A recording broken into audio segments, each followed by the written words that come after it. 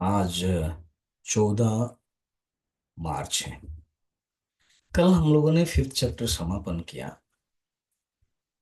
और आज एक कहानी है पद्म पुराण के अंतर्गत जो भारतीय की कहानी है।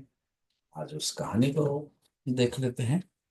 तो पंचम अध्याय का जो कहानी है वो कहानी ऐसी होती है कि मद्र देश, मद्र माने पंजाब है। तो मद्र देश में पुरुकत्सपुर नाम का एक नगर था। उसमें पिंगल करके ब्राह्मण रहता था।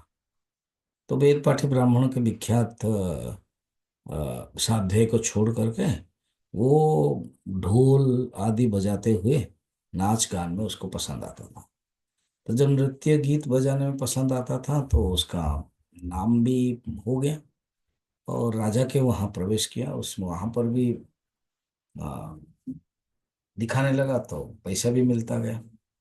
तो है ब्राह्मण है मगर वो धीरे धीरे क्या किया, पराई स्त्रियों के साथ संपर्क करने लगा।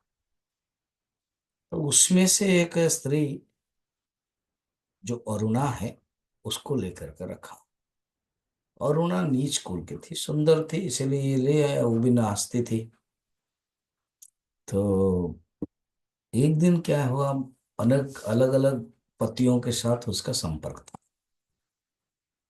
तो उन लोगों के साथ जो पुरुष के साथ मिलकर के इसको मार दिए। तो जमीन में गाड़ दिया। अब अरुणा को क्या हुआ, कुछ साल के बाद भूख करने के बाद भगंदर रोग से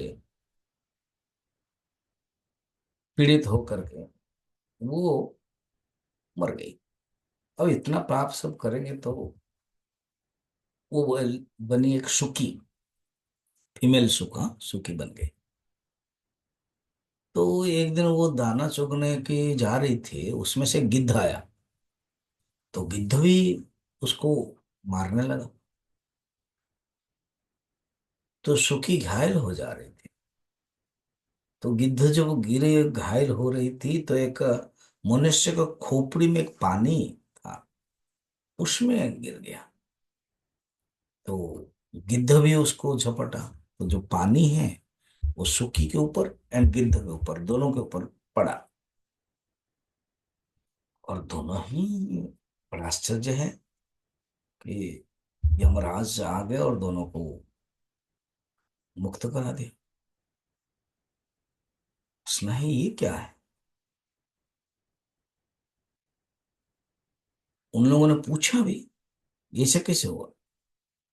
चित्रगुप्त पूछा, जमलोक जो दूत गए थे, प्रभु घटना ऐसे ऐसे है। तो यमराज कहे सुनो, ये जो सुखी है ना, ये पूर्व जन्म के एक पिंगला थी। और ये जो गिद्ध है ना, ये पूर्व जन्म के वरुणा थी। और ये पिंगल ब्राह्मण थे।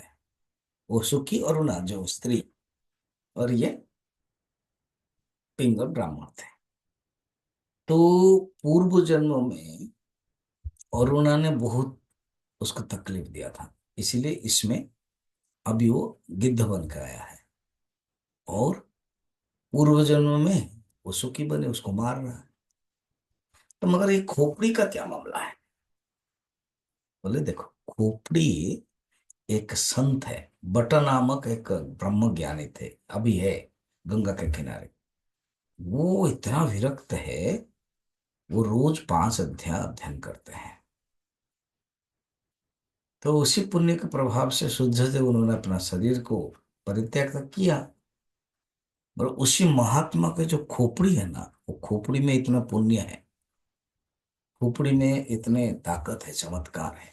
भागवत में वर्णन है कि नारायण कवच के इतने पावरफुल है। तो इसीलिए वो